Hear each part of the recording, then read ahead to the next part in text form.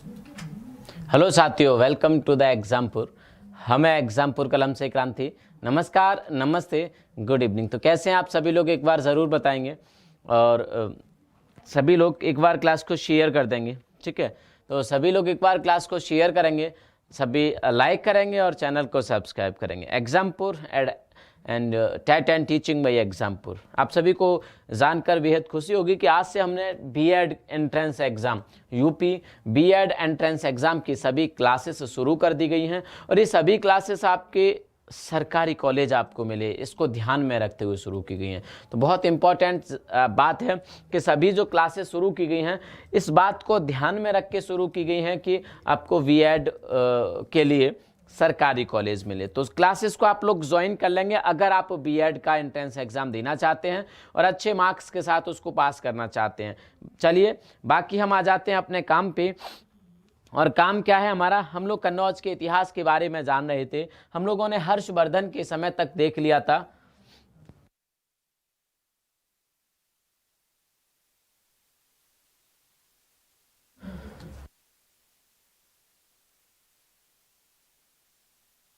हाँ जी, हम लोगों ने हर्षवर्धन के समय के बारे में पढ़ रहे थे। आज हम वहीं पे पढ़ेंगे हर्षवर्धन के समय उसका जो शासन काल हुआ करता था कैसा हुआ करता था। सारे लोग आ जाओ, फिर हम लोग शुरू करते हैं, ठीक है भैया। हाँ, ज्योति, राहुल, कार्तिक, शैलेंद्र राजपूत, वीरेंद्र, राखी सैनी। हाँ चलो, हम हर्षवर्धन के बारे में पढ़ रहे थे। हर्षवर्धन, ठीक है। हर्षवर्धन जो कि 606 ईस्वी से लेके 647 ईस्वी तक कन्नौज का शासक रहा, उत्तर भारत का शासक रहा। इसको उत्तर भारत का भगवान कहा जाता था, अंतिम हिंदू शासक भी माना जाता है ये उत्तर भारत का। इसके बाद उत्तर भारत में हिंदू जो शासक हुआ करते थे उनको माना जाता है, हालांकि जयचंद भी था, लेकिन कहा यही जाता है कि उत्तर भारत में अंतिम हिंदू शासक था। हाँ, वैसे बहुत सारे राजपूत शासक भी थे, लेकिन उनका प्रभाव पूरे उत्तर भारत में नहीं था, सबका छोटा छोटा अपना अपना साम्राज्य था।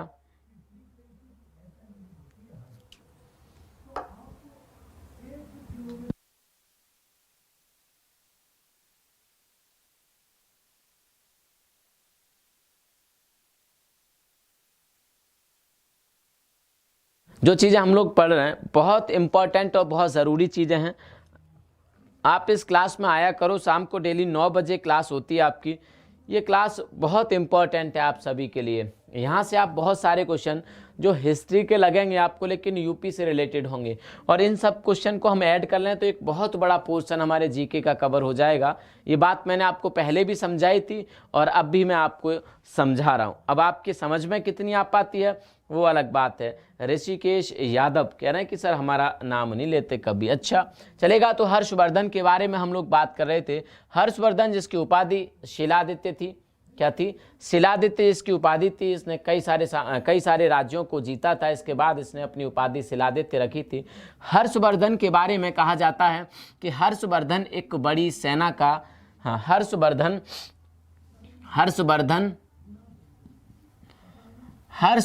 के पास एक बड़ी सेना हुआ करती थी।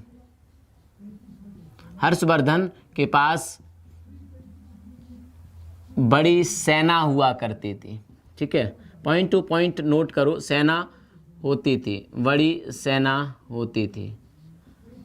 हर्षवर्धन के पास एक बड़ी सेना हुआ करती थी जिसका प्रयोग, जिसका यूज़ वो समय आने पर किया करता था। जैसे कि किसी के साथ अगर उसको युद्ध करना है, किसी का क्षेत्र उसे जीतना है, किसी पर आक्रमण करना है, तो सेना का इस्तेमाल किया जाता था। इसके बारे में कहा जाता है कि उसकी सेना में पैदल सैनिक हुआ करते थे। उसकी सेना में पैदल सैनिक हुआ करते थे।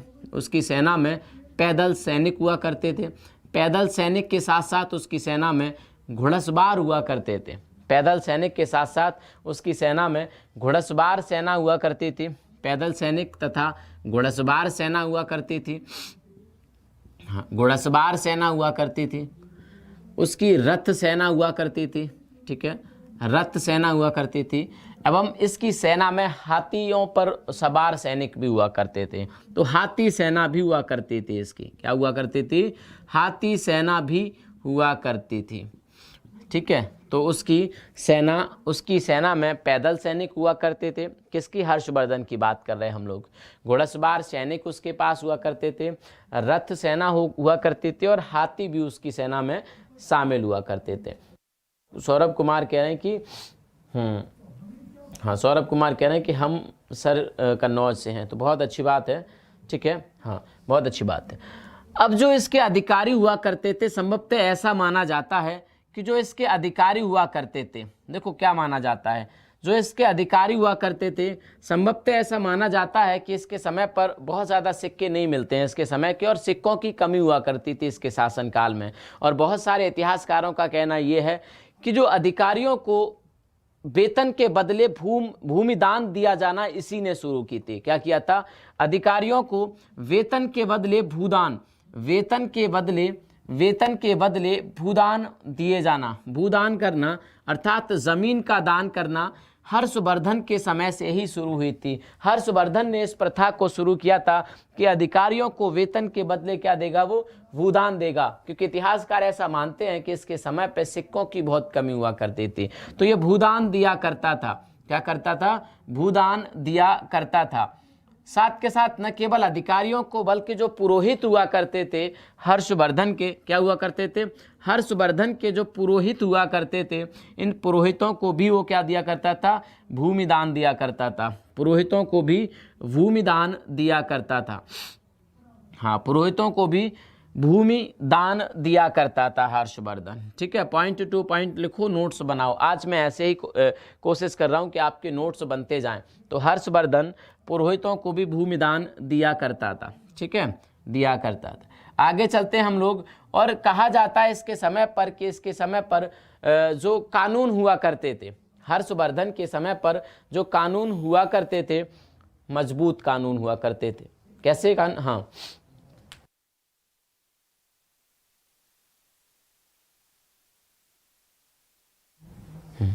कहा जाता है हर्षवर्धन के समय पर भू कानून सख्त हुआ करते थे। हाँ जी, भू कानून सख्त हुआ करते थे। अगर सख्त हुआ करते थे, अगर कोई डकैती करता था, मान लो इसके शासनकाल में कोई डकैती करता था, चलिए यहाँ से मिटाऊँ मैं, हाँ यहाँ से मिटाता हूँ। हर्षवर्धन के समय में अगर कोई डकैती करता था, लूटपाट करता था, तो उसे राजद्रोह समझा जाता था। उसे क्या माना जाता था? राजद्रोह समझा जाता था। शासन के विरुद्ध द्रोह समझा जाता था उसको। तो डकैती को इसके समय पे क्या माना जाता था? राजद्रोह माना जाता था। भू कानून सख्त हुआ करते थे, जमीन से संबंधित जो कानून हुआ करते थे बहुत ज़्यादा मजबूत हुआ करते थे।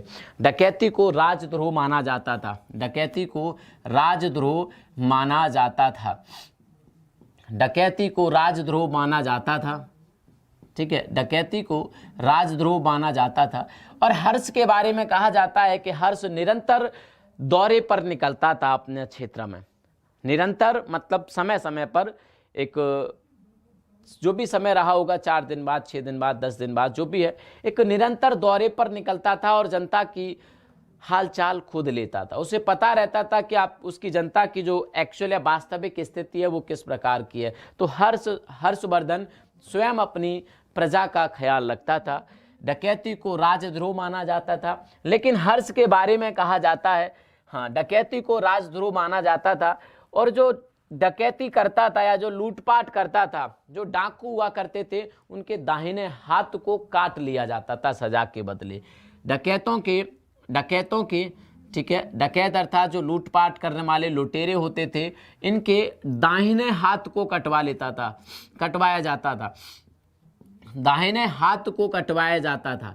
दाहिने हाथ को कटवाया जाता था। लेकिन अगर हम लोग माने हुएन-सांग ने अपने यात्रा वृत्तांत में लिखा है कि हर्षवर्धन के शासन काल में कानून व्यवस्था कमजोर थी। इसका एक कारण है, हुएनसांग ने, जो कि एक चीनी यात्री था, 629 ईस्वी में भारत आया था, उसकी अगर हम लोग माने तो उसने कहा है कि हर्षवर्धन के समय पर कानून व्यवस्था एक कमज़ोर हुआ करती थी, कानून व्यवस्था का डर लोगों में नहीं होता था। इसका कारण है कि जैसे जैसे हर्षवर्धन बौद्ध धर्म की तरफ बढ़ रहा था, क्या हो रहा था, लिखो यहाँ पे, डकैतों के दाहिने हाथ को कटवाया जाता था। ऑफकोर्स यार, इतना मजबूत कानून है कि जिसने डकैती की उसके हाथ को ही कटवा के तुमने रख दिया, कटवा दिया कि भाई अब तू डकैती नहीं कर पाएगा। मतलब दाहिने हाथ का मतलब राइट हैंड, जब सीधा हाथ किसी का काट लोगे तो वो काम ही नहीं कर पाएगा। तो इतना कानून, जब इतना सख्त सजा थी तो कानून व्यवस्था तो अच्छी होनी चाहिए।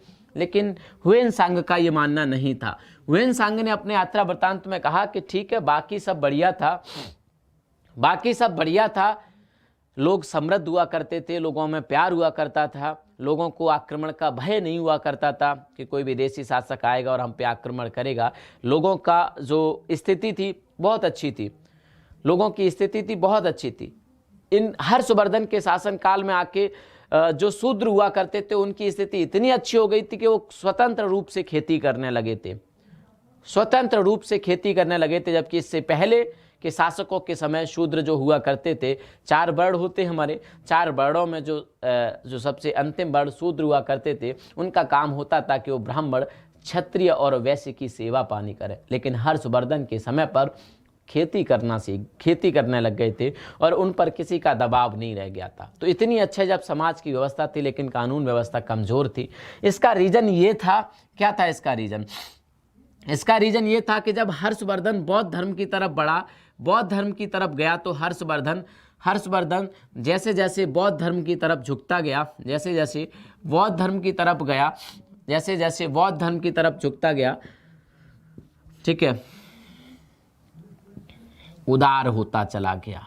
और इसने क्या कर दिया, इस हाथ कटवाने वाली सजा को उम्र कैद में परिवर्तित कर दिया। हाथ कटवाने वाली सजा को उम्र कैद में परिवर्तित कर दिया। ये हाथ कटवाने की सजा बंद कर दी गई, हाथ कटवाने की सजा बंद कर दी गई, क्योंकि यहाँ पे अहिंसा को ज़्यादा, हिंसा नहीं, अहिंसा को ज़्यादा बढ़ावा दिया जाता है बौद्ध धर्म में। क्या किया जाता है भाई मेरे? अहिंसा को ज़्यादा बढ़ावा दिया जाता है बौद्ध धर्म में। दीपक मेरठिया कह रहे हैं कि चलो वो आपका मानना है, कह रहे हैं कि आप ज़्यादा डीप जा रहे हो, वो आपका मानना है भाई साहब। मैं क्वेश्चन लेके आऊँगा, मैं हर चैप्टर के बाद क्वेश्चन लेके आता हूँ, मैं ऐसे ही हवा में बात नहीं करता। और ये बताता हूँ, ये इस एग्ज़ाम में क्वेश्चन पूछा गया। अगर आपको लगता है डीप है तो कोई बात नहीं, आप नहीं पढ़ सकते हैं, लेकिन मैं तो पढ़ाऊँगा ऐसे ही, क्योंकि मैं तो चीज़ों को 10-10 बार पढ़ाता हूँ। आपको याद तो हो, क्यों सिर्फ आप कांस्टेबल का एग्ज़ाम देना चाहते हैं, क्यों आप यूपी SSSC का एग्ज़ाम देना नहीं चाहते? आज के टाइम पे कुछ मुश्किल है, मुझे बताओ। व्यक्ति 11 की क्रिकेट टीम में, भारत की इतने बड़े देश की 11 की क्रिकेट टीम में खेलने के लिए दिन रात मैदान में जाके क्रिकेट खेलते हैं कि एक दिन हम भारत के लिए खेलेंगे। सिर्फ 11 जगह होती हैं उसमें, सिर्फ 11 जगह होती हैं, और उसके लिए वो दिन रात खपा देते हैं स्टेडियम में। अगर विराट कोहली ने सोचा होता है यार इतनी बड़ी टीम, इतना बड़ा देश है, इतने ज़्यादा खिलाड़ी हैं, मैं कहाँ 11 की टीम में पहुँचूंगा, अपनी पढ़ाई लिखाई पे ध्यान देता हूँ, कहाँ क्रिकेट की तरफ जाऊँगा, तो क्या वो आज दुनिया के बेहतरीन क्रिकेटर बन पाते? कोई भी इतना मजबूत नहीं होता कि वो जन्म से ही सीख जाए या भगवान उसकी मदद करते हो, बिल्कुल नहीं होता, बिल्कुल नहीं होता भाई साहब। सब चीज़ें सीखी जाती हैं, सारी उन्होंने सीखी हैं, चाहे कोई से लोग हों जिन्होंने मेहनत करके आगे बढ़े हैं। क्यों आप यूपी SSSC के एग्ज़ाम की तरफ नहीं सोचते? क्यों आप यूपी PCS के एग्ज़ाम के बारे में नहीं सोचते? तो उसमें तो ये आएंगे ना। और ये तो यूपी GK भी नहीं, तो हिस्ट्री आपकी, हर्ष के क्वेश्चन तो सारे एग्ज़ाम में पूछे जाते हैं। तो फिर आप क्यों ऐसी बात कर रहे हैं? आप बड़े एग्ज़ाम की सोचिए, छोटे एग्ज़ाम को मत सोचिए, ठीक है? बड़े एग्ज़ाम की तरफ सोचिए, छोटे एग्ज़ाम की तरफ मत सोचिए। बड़े एग्ज़ाम क्यों? अगर देखो, मैं एक एग्जाम्पल देता हूं। हमारे यहाँ पे एक अभिमन्यु सर आए थे जिन्होंने IAS PCS वाली, मैं बताता हूं आपको, सुनो मेरी बात। IAS PCS वाले चैनल पे कई सारी क्लासेस लेती, मैंने खुद उनका इंटरव्यू किया था, आपने देखा होगा। अभिमन्यु सेठ सर, जो कि वर्तमान में UP PCS में ब्लॉक डेवलपमेंट ऑफिसर हैं, खंड विकास अधिकारी के पद पर हैं। और अनुपम सर भी आए थे जो कि SDM हैं 2017 वाले UP PCS में। तो ये दोनों ही लोग कितने सारे PCS क्वालिफाई कर चुके। MP PCS किया है इन्होंने, हरियाणा PCS किया है इन्होंने, UP PCS किया है इन्होंने, SSC CGL किया है। क्या आपको लगता है कि इन्होंने हर स्टेट की अलग अलग तैयारी की होगी? बिल्कुल नहीं, बिल्कुल नहीं, एक साथ सबकी। इन्होंने कभी फोकस ये नहीं किया कि मुझे यही एग्जाम देना है। इन्होंने कहा कि अगर मैं हिस्ट्री पढ़ रहा हूँ तो पहले से लेके लास्ट तक सारी पढ़ लेनी चाहिए। कहानी खत्म, हिस्ट्री मजबूत हुई। किसी भी एग्जाम में बैठ जाओ, आंख बंद करके हिस्ट्री के सारे क्वेश्चन वहां करके आओगे। इन्होंने पॉलिटी पढ़ना शुरू किया, पॉलिटी पढ़ना इन्होंने शुरू किया। आप दिमाग से निकाल दो कि आपको ये एग्जाम देना है, ये सोच के पढ़ो कि हमें ये सब्जेक्ट मजबूत करना है, भाई अपने आप एग्जाम निकलेगा यार। क्या बात करते हो आप? समझ आ रहा है ना मेरी बात? हाँ, मेरी बात समझो, पढ़ो। ये सोचो ही मत कि हमें यूपी कांस्टेबल का, ये सोचो कि हमें हिस्ट्री का ये कंसेप्ट कंप्लीट करना है, बाकी बात खत्म। अब आप यूपी SI में बैठ जाओ, चाहे यूपी कांस्टेबल में बैठ जाओ, चाहे किसी भी एग्जाम में बैठ जाओ, कौन सा फर्क पड़ता है यार? जो अगर तैयारी पूरी हो जाती है तो आप 1 नहीं 4 निकाल सकते हैं, 1 नहीं 4 एग्जाम आप क्वालिफाई कर सकते हैं। ठीक है, तैयारी पूरी करो, एग्जाम के बारे में मत सोचो कि कौन सा आपको देना है। जो देना है सब निकलेंगे। कैसे लोगों के कभी कभी एक भी नहीं निकलते, लेकिन जब निकलते तो 4-5 इकट्ठे निकल जाते हो, इसीलिए क्योंकि उनकी तैयारी तब पूरी हो गई होती है जब 4-5 निकले होते हैं। कभी भी पेपर को ध्यान में रख के नहीं। तो हर्षवर्धन जैसे जैसे बौद्ध धर्म की तरफ बढ़ा, उदार होता गया और उसने हाथ कटवाने की सजा को क्या कर दिया? उम्र कैद में परिवर्तित कर दिया, उम्र कैद में परिवर्तित कर दिया। हुएनसांग कहता है कि इसके हर्षवर्धन के समय पर जो कर हुआ करते थे, जो टैक्स हुआ करते थे, वो बहुत ही हल्के हुआ करते थे, बहुत ज़्यादा जनता पर टैक्स नहीं थे। टैक्स को 4 भागों में बांटा गया था, टैक्स को, कर को 4 भागों में बांटा जाता था। हाँ जी, अच्छा, हम यहाँ पे बात कर रहे थे कि हुएनसांग ने जो कहा था कि हर्षवर्धन के समय पर कानून व्यवस्था ठीक नहीं थी, बाकी सब कुछ ठीक था। इसका एक कारण था। कारण ये था कि हुएनसांग खुद एक बार लूट लिया गया था लोगों के द्वारा। उसने खुद लिखा है अपनी पुस्तक में कि मुझे खुद लूट लिया था लोगों ने। तो उन पे तो भाई साहब बीती थी, तो वो तो लिखेंगे कानून व्यवस्था कमज़ोर थी, उनको लूट लिया था, उनका सब छीन लिया था लोगों ने, डकैतों ने। तो इसीलिए उन्होंने लिखा है कि भारत की हर्षवर्धन के समय पर यहाँ की कानून व्यवस्था अच्छी नहीं थी, क्योंकि हर्षवर्धन खुद बौद्ध धर्म की तरफ चले गए थे। सज़ा को कम करके उम्र कैद में बदल दिया गया था। लोगों में थोड़ा डर खत्म हुआ होगा और कानून व्यवस्था थोड़ी बहुत डिरेल हो गई होगी, कोई फर्क नहीं पड़ता, कमज़ोर हो गई होगी। ठीक है, आगे चलते हम लोग। हुएनसांग ने बताया कि हर्षवर्धन के समय पर जो टैक्स थे, उन टैक्सों को, उन कर को 4 भागों में बांटा गया था। हालांकि कर बहुत ज़्यादा नहीं हुआ करते थे, जो टैक्स होते थे वो बहुत ज़्यादा नहीं हुआ करते थे, देख लेते हैं, लेकिन बहुत ज़्यादा नहीं, कम जो हुआ करते थे उनका विभाजन कैसे होता था। इसने कहा कि टैक्स या कर को 4 भागों में बांटा गया था। हुएनसांग के अनुसार हर्षवर्धन के समय पर 4 प्रकार के टैक्स हुआ करते थे। मतलब जो टैक्स लिया जाता था उसके 4 भाग किए जाते थे। एक भाग राजा को दिया जाता था, अर्थात हर्षवर्धन को मिलता था। तो एक भाग, जो प्रथम भाग हुआ करता था, वो एक भाग राजा को मिलता था। इसका एक भाग राजा को दिया जाता था, अर्थात हर्षवर्धन को दिया जाता था एक भाग। दूसरा भाग यहाँ के जो विद्वान हुआ करते थे इनके दरबार में, दूसरा भाग जो विद्वान हुआ करते थे इनके दरबार में, उन विद्वानों के लिए चला जाता था। तीसरा भाग जो होता था, जो अधिकारी होते थे, अधिकारी जो होते थे उनके लिए चला जाता था। तीसरा भाग अधिकारियों के लिए चला जाता था। चौथा भाग जनता की भलाई के कार्यों में लगाया जाता था। हाँ, यहाँ पे गलती हुई, अधिकारियों व जनता की भलाई के लिए। चौथा भाग धार्मिक कार्यों के लिए, क्योंकि आपको पता है महामोक्ष परिषद हो, बहुत तमाम धार्मिक कार्य किया करता था हर्षवर्धन। तो चौथा भाग जो हुआ करता था वो धार्मिक कार्यों में लगाया जाता था। तो अधिकारियों और चौथा भाग धार्मिक कार्यों में लगाता था। तो सब कुछ डिसाइड था कि पैसा कहाँ से आएगा और कहाँ पे जाएगा, कहाँ पे खर्च करेगा हर्ष, सब कुछ डिसाइड था।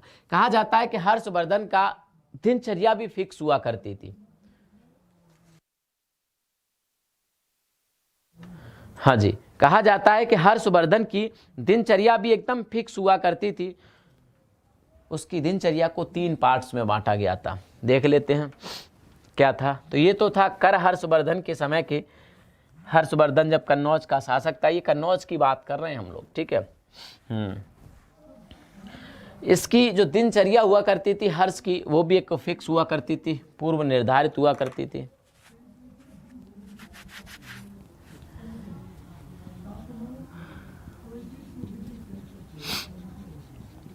हर्षवर्धन की दिनचर्या भी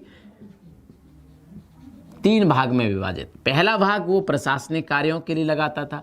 मुझे नहीं पता इसको 3 भाग क्यों कहा होगा, मैं बताता हूँ ऐसा मैं क्यों कह रहा हूँ। प्रशासनिक कार्यों में लगाता था, प्रशासनिक कार्यों में लगाता था।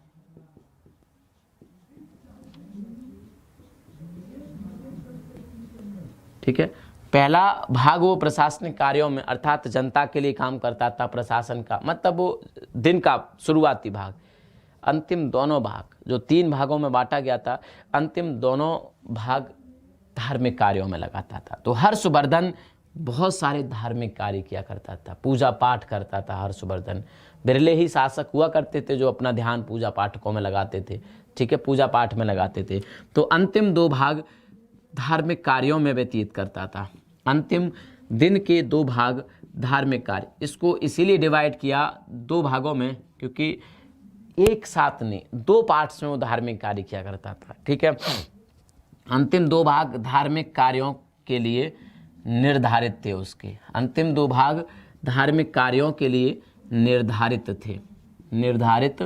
थे इसके समय पर। ठीक है, अंतिम 2 भाग निर्धारित कार्यों के लिए आपके निर्धारित कार्यों के लिए धार्मिक कार्यों के लिए निर्धारित थे। इनके समय पे कहा जाता है कि जो ब्राह्मण और क्षत्रिय हुआ करते थे एकदम साधारण जीवन बिताते थे। ब्राह्मण और क्षत्रिय साधारण जीवन बिताते थे। समाज के जो शूद्र हुआ करते थे वो खेती करते थे, आज़ाद स्वतंत्र रूप से खेती करते थे, किसी के दबाव में नहीं। इससे पहले वो अन्य तीनों वर्णों की सेवा किया करते थे। हालांकि कहा जाता है कि फिर भी समाज के कुछ अछूत लोग थे जिनकी स्थिति बहुत दयनीय थी, शुरुआत से थी और इनके समय भी बनी रही। तो सामाजिक स्थिति में बहुत ज़्यादा परिवर्तन नहीं आया, खुशहाली ज़रूर आई समाज में, लेकिन लोगों के स्तर में सामाजिक स्थिति में कोई ज़्यादा फर्क नहीं आया। शूद्रों में परिवर्तन देखा गया और लिखा भी गया है यहाँ पर हुएन-त्सांग के द्वारा। और भी बहुत सारे हमें सोर्स मिलते हैं इनके बारे में, कल मैंने उन पर चर्चा की थी। लेकिन फिर भी कुछ समाज के अछूत जिनको माना जाता था उनकी स्थिति में बहुत ज़्यादा परिवर्तन नहीं आया था अभी तक। ठीक है, हाँ जी।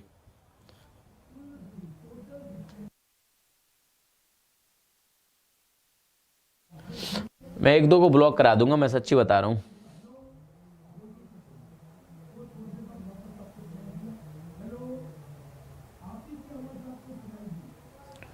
अभी मैं ब्लॉक कराता हूँ, रुको।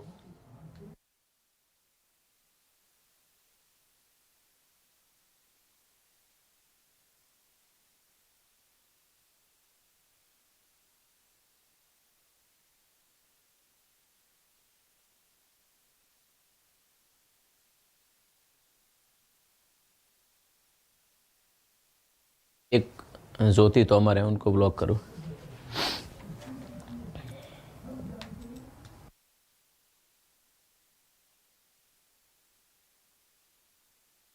हाँ मैंने करवा दिया है। ठीक है, चलिए। हाँ, इसके समय में जो जंगल के रक्षक हुआ करते थे, क्या हुआ करते थे? जंगल के जो रक्षक हुआ करते थे उनको वनपाल कहा जाता था, उनको वनपाल कहा जाता था। हर्षवर्धन के समय पर जो गांव के प्रमुख होते थे, ये सवाल पूछा गया है कई बार, हर्षवर्धन के समय पर जो गांव के प्रमुख हुआ करते थे, जैसे अभी वर्तमान में सरपंच या ग्राम प्रधान कहते हो ना आप, तो हर्षवर्धन के समय पर जो गांव प्रमुख हुआ करते थे उनको क्या कहते हैं, आप लोग बताओ। कह रहा है हॉलीडे बहुत करते हो, कब हॉलीडे की मैंने? चलिए जल्दी से बताओ। हर्षवर्धन के समय पर जो ग्राम प्रमुख होते थे, गांव के जो मुख्य अधिकारी हुआ करते थे, उनको क्या कहा जाता था? किसी को नहीं पता? सर्वपल्ली पत्ती कहा जाता था उनको। क्या कहा जाता था? गांव के जो मुख्य अधिकारी होते थे उनको सर्वपल्ली, जैसे सर्वपल्ली राधाकृष्णन थे ना, तो ये अलग अलग था। खैर सर्वपल्ली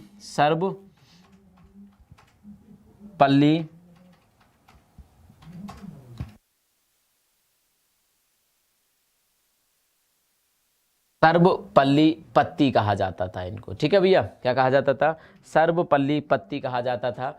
जो आपके हर्षवर्धन के समय पर गांव के जो लोग हुआ करते थे, गांव के जो मुख्य अधिकारी होते थे। ठीक, आगे ये था हर्षवर्धन का शासन और प्रशासन। हर्षवर्धन कालीन कन्नौज का इतिहास या कन्नौज का हाल जो था उस समय का मैंने आपको बताया। अब कन्नौज का एक वंश और था जिसे हम मौखरी वंश के रूप में जानते हैं। मौखरी वंश को देख लेते हैं। मौखरी वंश की अगर बात करें तो ये भी गुप्तों के अधीन शासक हुआ करते थे। हाँ, गुप्त जो शासक हुआ करते थे उनके बाद ही इनकी शुरुआत होती है, उनके पतन के बाद ही कन्नौज में। इनकी बात कर लेते हैं, कौन कौन से शासक थे। ठीक है, ये भी इम्पोर्टेंट है। मौखरी वंश की बात कर लेते हैं, कन्नौज के मौखरी वंश की बात कर लेते हैं हम लोग।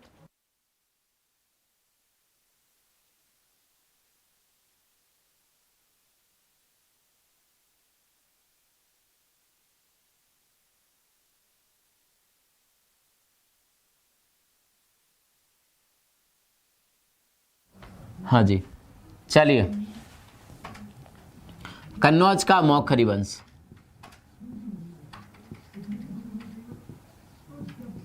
नाटक करते हो ना आप लोग, दूसरे को और सुनवाते हो अपने चक्कर में। हाँ हाँ, मैंने करवा दिया है ब्लॉक, अगर दोबारा किसी कमेंट आई तो पिटोगे। ठीक है, पढ़ना लिखना कुछ है नहीं तुम्हारा, नाटक करना है, फालतू का करते रहो। चलो आगे हम लोग मौखरी वंश की बात कर रहे हैं। तो मौखरी वंश की अगर हम लोग बात करें तो ये भी गुप्तकालीन जो शासक हुआ करते थे उनके सामंत होते थे। गुप्तकालीन, गुप्त साम्राज्य बहुत बड़ा साम्राज्य था, इतिहास में आपने पढ़ा होगा। तो गुप्तकालीन शासकों के सामंत हुआ करते थे, गुप्तकालीन शासकों के सामंत हुआ करते थे। हालांकि इनके बारे में कहा जाता है कि इसके बारे में हमारे पास बहुत ज़्यादा कोई स्रोत या सोर्स नहीं है जिनसे हम लोग जान पाएँ।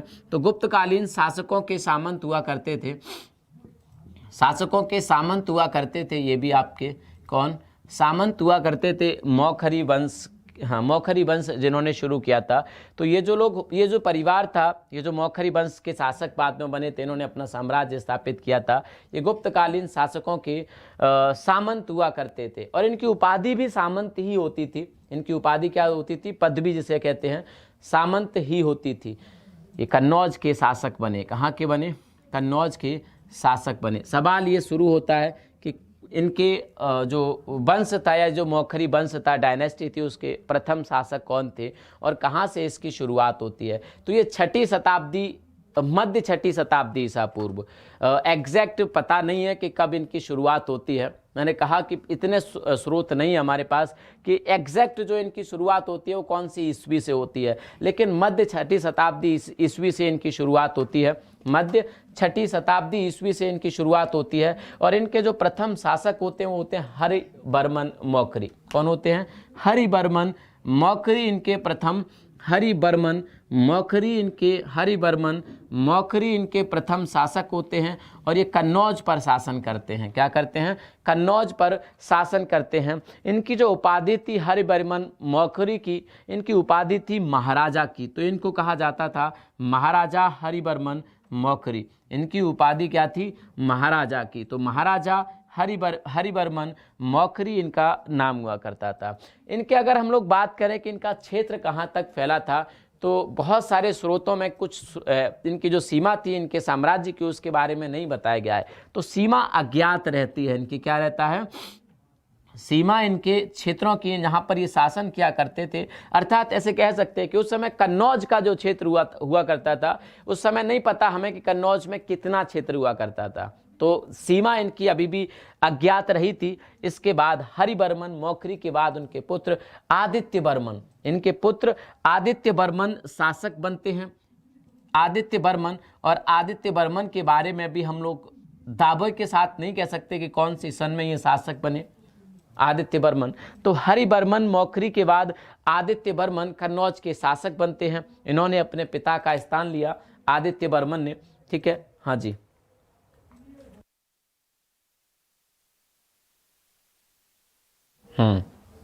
चलो, आदित्य वर्मन शासक बनते हैं और आदित्य वर्मन के बाद मौखरी वंश के जो शासक बनते हैं वो बनते हैं ईशान वर्मन। कौन बनते हैं? ईशान वर्मन। हाँ, इसके बाद शासक बनते हैं और ईशान वर्मन के बारे में हमें जानकारी मिल पाती है 554 ईस्वी में। कब बनते हैं शासक? 554 ईस्वी में ईशान बर्मन कन्नौज के शासक बनते हैं। मौखरी वंश के ही थे और तृतीय शासक थे। क्या थे? तृतीय शासक थे। अब सवाल ये आता है कि हमने जो 554 ईस्वी लिख दिया, क्या लिख दिया? 554 ईस्वी लिख दिया, इनके बारे में पता नहीं था, इनके बारे में हमें कहाँ से पता लगा? तो ईशान बर्मन मौखरी के बारे में एक हमें अभिलेख मिलता है, और ये अभिलेख मिलता है असीरगढ़ से हमें अभिलेख मिलता है। और ये असीरगढ़ कहाँ पे है? वर्तमान के मध्य प्रदेश में। वर्तमान में मध्य प्रदेश में एक असीरगढ़ अभिलेख के अनुसार हमें ईशान बर्मन के बारे में जानकारी मिलती है। किसके बारे में? ईशान बर्मन, ये तीसरे शासक थे। क्या थे? ईशान बर्मन, ये तीसरे शासक थे ईशान बर्मन। और ईशान बर्मन के बारे में हमें जानकारी मिलती है असीरगढ़ अभिलेख से। असीरगढ़ अभिलेख से जानकारी मिलती है, ठीक है, असीरगढ़ अभिलेख से जानकारी मिलती है। और असीरगढ़ अभिलेख के अनुसार ये शासक बने 554 ईस्वी में। 554 ईस्वी में ये शासक बने। हाँ जी, आदित्य बर्मन के बाद ये शासक बनते हैं 554 ईस्वी में। और इनको मौखरी वंश का वास्तविक संस्थापक माना जाता है। इनको क्या माना जाता है? मौखरी वंश का वास्तविक संस्थापक भी माना जाता है। अब देखो, मैं यहाँ पे एक बात बता दूँ आपको, जो हमारे और आपके बीच की बात है। जब हमें जानकारी ही इनके बारे में मिलती है, पढ़ने को हमें इनके बारे में मिलती है, तो हम तो इसी को मानेंगे ना वास्तविक संस्थापक। उनके बारे में हमारे पास ज़्यादा इतिहास है ही नहीं, तो जिसके बारे में है हमने उसी को वास्तविक संस्थापक मान लिया। बिल्कुल सही।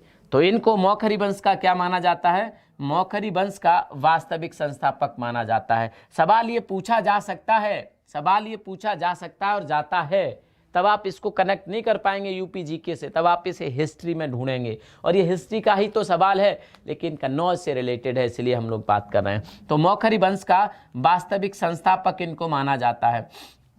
मौखरी वंश का इनको क्या माना जाता है? वास्तविक संस्थापक माना जाता है, रियल फाउंडर, ठीक है, मौखरी वंश का। और इनकी उपाधि महाराजा धीराज की थी। क्या था? इनकी जो उपाधि थी वो महाराजा धीराज की उपाधि थी। इनकी उपाधि महाराजा धीराज की थी। हाँ जी, महाराजा धीराज की इनकी उपाधि थी। इनकी उपाधि क्या थी? महाराजा धीराज की थी।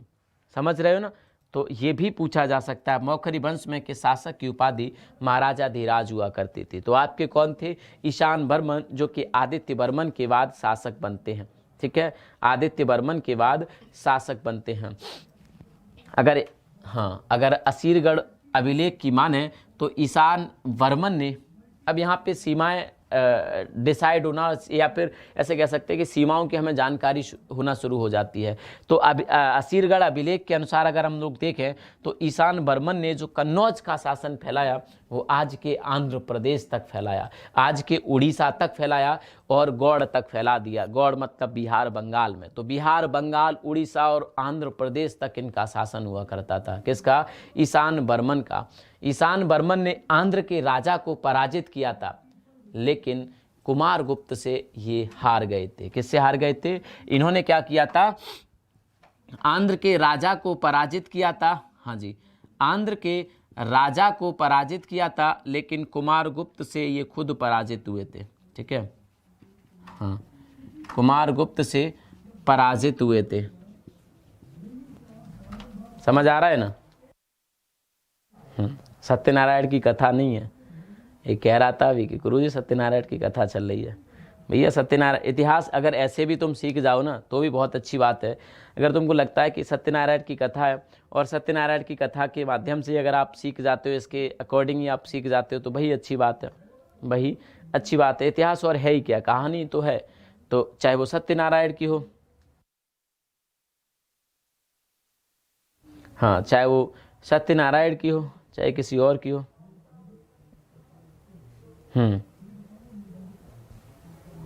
चलिए अब आगे और देखते हैं। ईशान बर्मन ने तमाम सिक्के और मुहर चलवाए थे। तमाम क्या किए? सिक्के और मुहर चलवाए थे।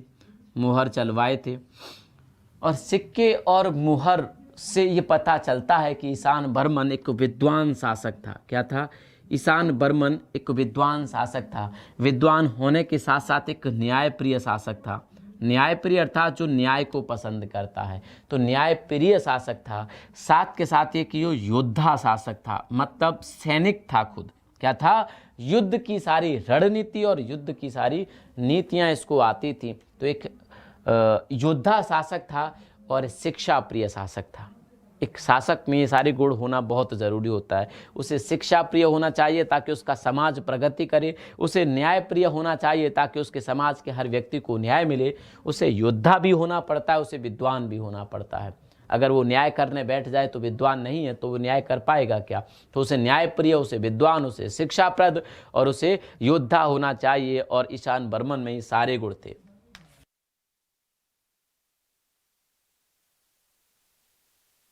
रहे हो, ईशान बर्मन में ये सारे गुण थे। आगे चलते हैं। ईशान बर्मन ने 554 से लेकर 560 तक शासन किया और उसके बाद ये निकल लिए। मौखरी वंश के शासकों के बारे में कहा जाता है, देखो कल भी मैंने एक बताया था कि हूणों के आक्रमण शुरू हो गए थे गुप्त शासकों के बाद, जिन्होंने कश्मीर वगैरह पर कब्जा कर लिए थे। कश्मीर और आपका जो पंजाब था, इन क्षेत्रों पर कब्जा कर लिए थे हूणों ने। इन्हीं हूरों से बचाया भी था उत्तर भारत जो था, इन्हीं मौखरी वंश के शासकों ने। ठीक है, आगे चलते हैं। गोरे हूर, कोई बात नहीं, आगे चलते हैं। और ईशान बर्मन के बाद 560 ईस्वी में सर्व बर्मन यहाँ के शासक बनते हैं। ईशान बर्मन के बाद 560 ईस्वी में, 560, ये क्रम भी याद रखना, इतने धीरे धीरे करा रहा हूँ, ठीक है। सर्व बर्मन यहाँ के शासक बनते हैं। कौन बनता है? सर्व बर्मन यहाँ के शासक बनते हैं 560 ईस्वी में। कब बनते हैं? 560 ईस्वी में यहाँ के शासक बनते हैं और लगभग 25 वर्षों तक उन्होंने इस क्षेत्र पर शासन किया। तो 560 ईस्वी से लेके 585 ईस्वी तक वो यहाँ के शासक रहते हैं। कौन? सर्व बर्मन 585 ईस्वी तक यहाँ के शासक रहते हैं। ईशान बर्मन के पुत्र ही इनको माना जाता है, हालांकि कुछ लोग संभावित पुत्र कहते हैं। तो इन्होंने अपने पिता की मृत्यु के बाद गद्दी संभाली और इनके बारे में भी असीरगढ़ अभिलेख कहता है कि, क्या कहता है? असीरगढ़ अभिलेख कहता है कि इनको दामोदर गुप्त पर इन्होंने विजय प्राप्त की, इन्होंने दामोदर गुप्त को हराया था। तो असीरगढ़ अभिलेख के अनुसार दामोदर गुप्त पर इन्होंने विजय प्राप्त की। दामोदर गुप्त पर विजय प्राप्त की। हाँ, दामोदर गुप्त पर इन्होंने विजय प्राप्त की। दामोदर गुप्त पर इनकी विजय प्राप्त हुई। और सर्व बर्मन के बाद यहाँ के शासक बनते हैं अवंती बर्मन। कौन बनते हैं? सर्व बर्मन के बाद यहाँ के शासक बनते हैं अवंती बर्मन। ठीक है, अब कम से कम यही याद रख पाना आप, तब तो आप उल्टे सीधे सवाल भी करने लगे थे। ठीक है, हाँ। अब सर्व बर्मन के बाद यहाँ के शासक बनते हैं अवंती बर्मन। अवंती बर्मन के बारे में भी कहा जाता है कि इनकी भी उपाधि महाराजा की थी। इनकी उपाधि भी क्या थी? महाराजा की इनकी भी उपाधि थी। ठीक है, इनकी उपाधि भी क्या थी? महाराजा की थी, महाराजा की थी। और इनके बारे में कहा जाता है कि इनके समय पर कन्नौज अपने उत्कर्ष पर था। मतलब इतना उत्कर्ष किसी के शासन में नहीं था जितना अवंती बर्मन के था। तो इनके समय पर कन्नौज अपने उत्कर्ष पर था। कन्नौज अपने शीर्ष उत्कर्ष पर था।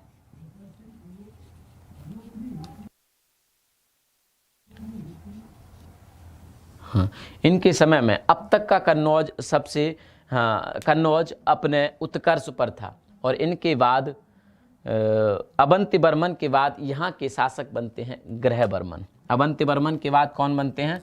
ग्रह बर्मन यहाँ के शासक बनते हैं। ठीक है, ग्रह बर्मन यहाँ के शासक बनते हैं। ग्रह बर्मन के साथ ही प्रभाकर वर्धन ने अपनी पुत्री की शादी की थी, राजश्री की। कल यहाँ पे मैंने आपको बताया था और कल यहीं से मैंने आगे बढ़ाया था, उसके पीछे की कहानी आज आपने जान ली। तो इनके साथ ही क्या किया था? प्रभाकर वर्धन, जो कि वर्धन वंश के शासक थे, क्या थे? प्रभाकर वर्धन ने, इन्होंने, हाँ, प्रभाकर वर्धन ने अपनी पुत्री की शादी की थी, जिसका नाम क्या था? राजश्री था। तो राजश्री की शादी ग्रह बर्मन से की गई थी। और ग्रह बर्मन को मैंने बताया था कि मालवा के शासक थे देवगुप्त। मालवा के शासक थे देवगुप्त, और देवगुप्त के द्वारा आक्रमण करके कन्नौज पर और इनको मार दिया गया था और राजश्री को क्या कर लिया था, इन्होंने कैद कर लिया था। राजश्री को इन्होंने कैद कर लिया था। ये था कन्नौज का मौखरी वंश, जहां पर हाँ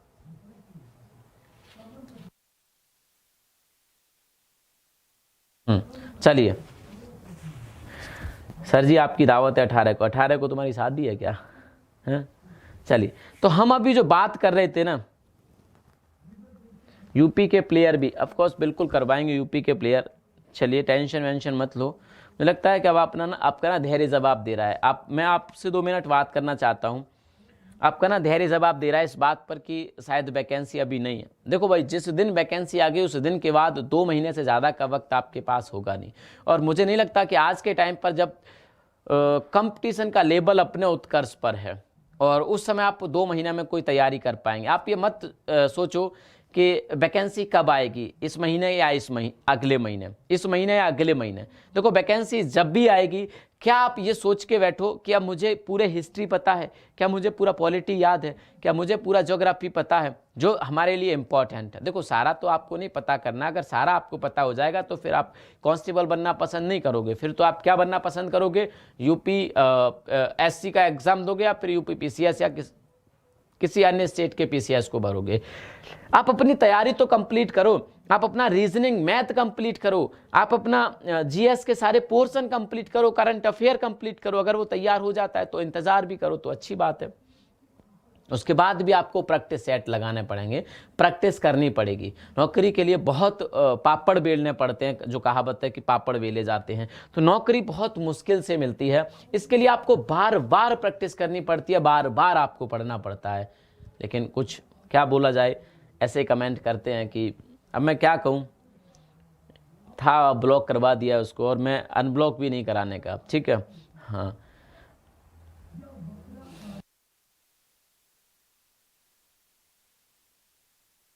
अब मैं उसको प्रभाकर वर्धन, भैया प्रभाकर वर्धन के बारे में तो कल हमने पढ़ाई था। प्रभाकर वर्धन से तो शुरू किया था, थानेश्वर के शासक थे, गुप्तों के सामंत थे, और उसके बाद उन्होंने वर्धन वंश की शुरुआत की थी थानेश्वर से। थानेश्वर जो कि वर्तमान में आपका कुरुक्षेत्र कह सकते हैं, हरियाणा का, और यहाँ से राजवर्धन शासक बनता है। और राजवर्धन के बाद उनके छोटे भाई हर्षवर्धन शासक बनते हैं, जिन्होंने थानेश्वर से राजधानी चेंज कर दी, कन्नौज की तरफ ले आए। और हर्षवर्धन और राजवर्धन की बहन थी राजश्री, और राजश्री की शादी ग्रहवर्मन से की थी। ग्रहवर्मन को मार के राजश्री को कैद कर लिया। जो राजवर्धन थे, राजवर्धन अपना साम्राज्य छोड़ के इस अभियान पे निकले कि अब मालवा के शासक से ही हमें बदला लेना है। उन्होंने उसको मारा भी, लेकिन गलती से शशांक ने राजवर्धन की हत्या कर दी, राजवर्धन को विश्वासघात करके मार दिया। बस इतना सा तो था जो मैंने कल बताया आपको। क्यों आपको ये चीज़ें समझ नहीं आ रही? आज मैंने आपको बहुत पॉइंट टू पॉइंट एग्जाम की दृष्टि से लिखाया था, लेकिन आपको वो चीज़ें समझ नहीं आती, मुझे पता है, ठीक है। वैकेंसी आएंगी तब तक पूरा कोर्स कंप्लीट, मेरा कोर्स 70% पूरा हो गया है, परेशान बिल्कुल मत होइएगा, ठीक है।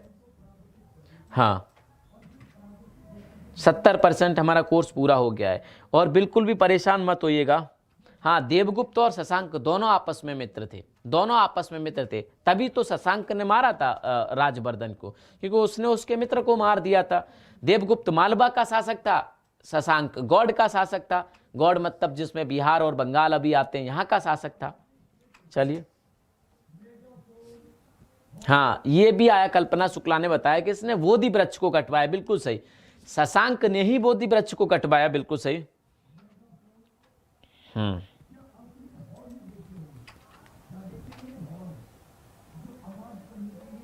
हाँ जी,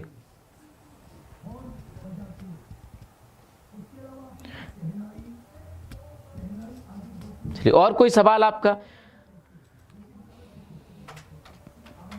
चलिएगा, अब हम आज की क्लास को आज यहीं तक रखते हैं। बाकी सारे लोग जो बीएड के एंट्रेंस एग्ज़ाम की तैयारी कर रहे हैं, जो बीएड करना चाहते हैं, वो क्लासेस को लेना स्टार्ट कर देंगे अब TET and teaching by Exampur. किस पे? TET and teaching by Exampur. TET and